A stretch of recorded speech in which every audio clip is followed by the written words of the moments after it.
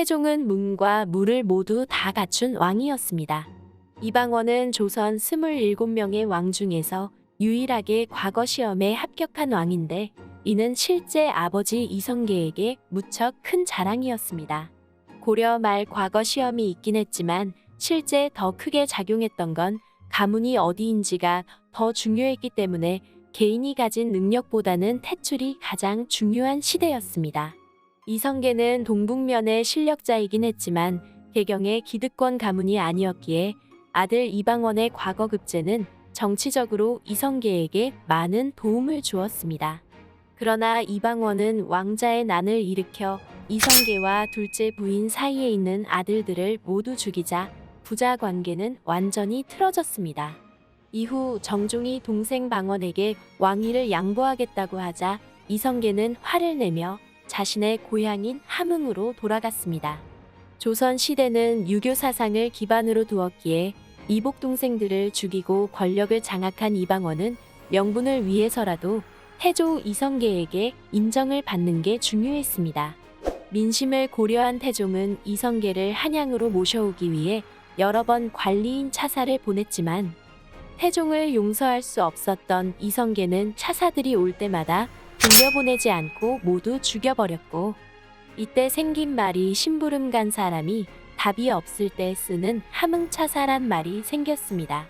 그래도 분이 풀리지 않은 태종은 아들과 전면전을 펼쳤지만 이미 모든 신하와 권력은 아들 이방원에게 집중되어 있었고 아버지 태조는 시작도 제대로 하지 못하고 허무하게 패했습니다. 태종은 직접 아버지가 계신 함흥으로 찾아갔고 이렇게 이성계의 한 달 만에 외출은 끝나게 됐습니다. 이렇게 왕위에 오른 태종은 본격적으로 왕권 강화에 힘쓰기 시작했습니다. 사병혁파.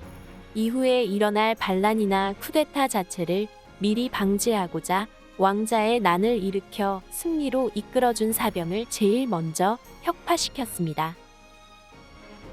과거 시험을 통해 관직 생활을 경험한 이방원은 신하들이 어떻게 힘을 키워가는지 누구보다 잘 아는 왕이었기에 애초에 그 싹을 잘라버렸습니다. 당시 장관급인 육조에서 시작해 국무총리급인 의정부를 거쳐 왕은 보고를 받는데 의정부를 거치지 않고 바로 육조에 명령하고 보고받는 것이 육조 직계제이고 이렇게 되면 자연스럽게 신권은 약해지고 왕권은 강해지는 효과가 있습니다. 외척 탄압. 태종이 왕이 될 수 있게 큰 힘이 되어준 그의 아내 원경황후 민씨는 왕자의 난 때 큰 공을 세운 인물이었습니다. 남편을 위해 무기를 사고 집안에 숨겨두기까지 했을 뿐만 아니라 민씨의 남동생들도 신복이 되어 태종 이방원을 지원했습니다. 그러나 태종은 왕이 되자마자 본격적으로 후궁을 들이기 시작했고 더 나아가 후궁제도를 아예 법제화시켰습니다. 남편의 배신을 참지 못한 그녀는 태종이 가까이 한 궁녀를 벌하기도 했고 이에 태종은 중전을 모시는 시녀와 내시들을 모두 내치기도 했습니다. 그렇게 아내와의 사이가 좋지 않았을 때 태종은 민씨 남동생들이 자신의 첫째 아들인 양녕대군과 사이가 좋은 것마저 못마땅했고 결국 선입파동을 일으켜 민씨 남동생들을 제주도로 보낸 뒤 사약을 내려 죽여버렸습니다. 그렇게 아내 민씨 일가는 몰락했고 처가에 대한 숙청은 태종의 강력한 왕권 강화로 이어지게 됩니다. 하지만 이런 강한 힘을 가진 태종에게도 어려운 상대가 있었으니 바로 그의 첫째 아들 세자 양녕대군이었습니다.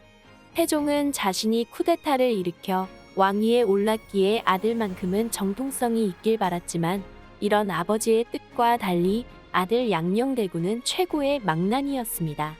양녕이 계속해서 잘못을 저질러도 태종은 눈 감아 주었지만 그런 태종도 참다 못해 폭발하는 사건이 발생했습니다. 바로 어리 사건입니다. 당시 신하의 첩이 너리를 보고 한눈에 반해 그녀와 불륜을 저지른 양녕대군. 유교적 사상을 기반으로 한 조선에서 불륜을 저지르다 발각된 양녕대군은 바로 아버지 태종께 반성문을 올렸고 태종은 이를 눈감아 주었는데 그러나 양녕은 그리 만만한 아들이 아니었습니다. 양령은 어리를 위장시켜 몰래 궁으로 불러들였고 임신까지 시켰습니다. 결국 태종은 더는 양령에게 왕위를 물려주는 것은 위험하다고 판단하였고 다른 아들들을 살펴봤습니다. 공부를 좋아하며 성품이 인자한 셋째 아들. 충녕대군은 세자가 된 지 2개월 만에 왕이 되었습니다. 양녕대군이 12년간 세자 교육을 받은 것과 달리 세종은 제대로 왕세자 교육을 받지 못했기 때문에 집권 초반에는 실제로 많은 어려움이 있었습니다. 또한 태종이 상왕이 되어 약 4년간 군사 문제를 직접 결정했는데 그 와중에 병조 참판이던 강상인이 태종의 심기를 건드리는 사건이 발생했습니다. 병권에 대한 보고를 세종에게만 올리고 태종에게는 하지 않았는데 태종은 매우 불쾌하게 여겼습니다. 태종은 강상인을 포함하여 연루된 신하들을 다 처벌했는데 그 중에는 세종의 장인인 시몬의 동생이 있었습니다. 세종 장인의 동생? 시몬의 동생? 여기서 왜 나오지? 바로 여기서 태종의 큰 그림이 시작됩니다. 한 달 전 세종의 장인인 시몬은 명나라 사신길에 올랐는데 그때 시몬을 배웅하는 사대부들이 많았고 그들의 위세가 중국 장안성을 덮을 만큼이었다는 소식이 태종 귀에 들린 것입니다. 평소 시몬의 동생인 심정과 사이가 좋지 않은 안원호는 태종에게 심정이 이제 호령이 두 곳에서 나오게 되었으니 한 곳에서 나오는 것만 못하다 하였나이다. 이내 조정은 발칵 뒤집혔고 외척이란 단어에 민감한 태종은 또다시 큰 결심을 했습니다. 고문을 이기지 못한 심정은 결국 세종의 장인인 시몬 역시 똑같이 죄인이라는 허위 자백을 했고 아무것도 모르던 시몬은 중국에서 돌아오는 중에 체포되어 죽임을 당했습니다. 외척이란 단어에 민감한 태종이 또다시 큰 결심을 한 것인데 이때 세종은 힘이 없기에 아무것도 할 수 없었고 어쩌면 시몬은 세종의 장인이기에 죽임을 당한 것입니다. 또한 왕비심 씨의 어머니 노비가 되었고 결국 한 가문이 완전히 멸문을 당했습니다. 다른 신하들은 왕비심 씨까지 폐하라고 했지만 태종은 선을 그었습니다. 초기에 노예한 신하들 사이에서 세종은 어려움을 겪었지만 이에 주저앉기보다는 계속되는 학문 연구를 통해 극복해 나갔습니다. 세종의 정책을 요약하면 바로 축적의 시간과 능력 위주의 인재 등용인데 대표적인 예가 황희와 장영실입니다. 황희는 87세에도 영의정으로 지낸 인물인데 이런 황희에게도 정치적 위기가 있었습니다.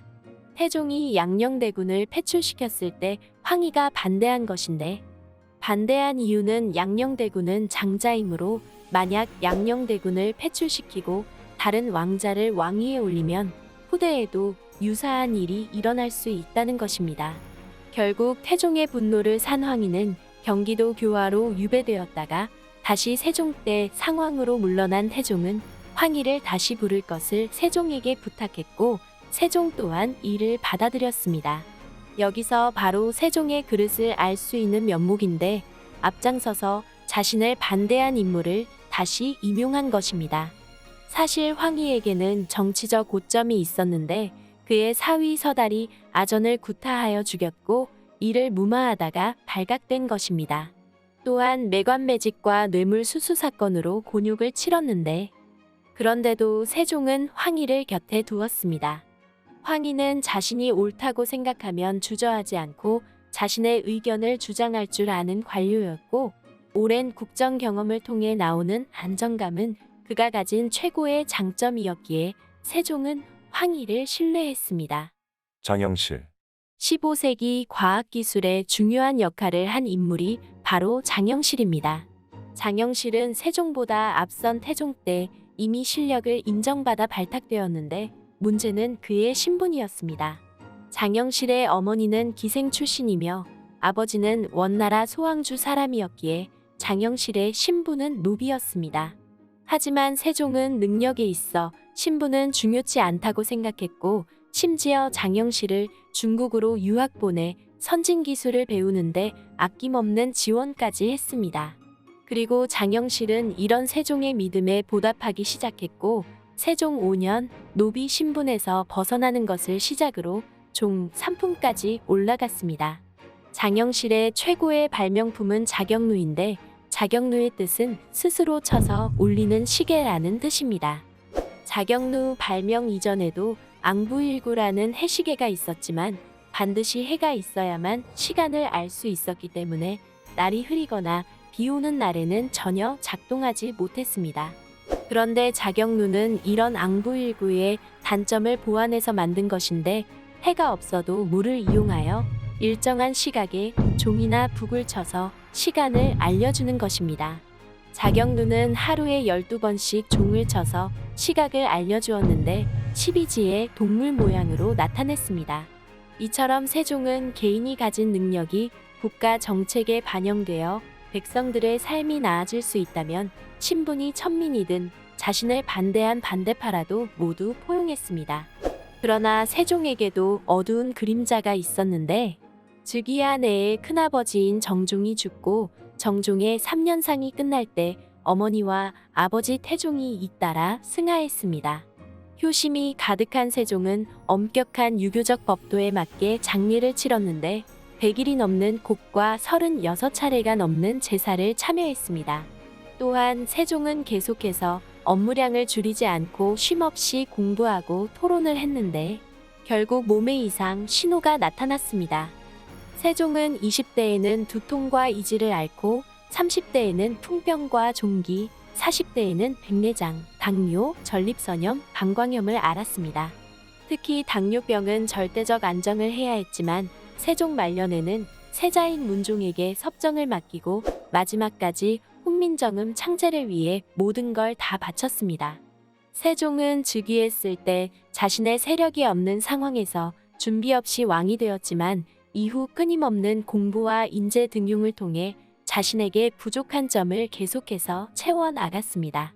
단지 보여주기만을 위한 정책이 아닌 백성들의 삶이 더 나아지길 진심으로 바랐던 세종은 정책 하나를 만들더라도 백성의 목소리를 담기 위해 노력했습니다. 왕이 될 수 없던 서열인 세종. 그러나 왕이 될 운명이었던 세종. 백성을 사랑하는 마음을 몸소 보여준 왕이었기에 아직도 그가 최고의 군주로 뽑히는 것 같습니다.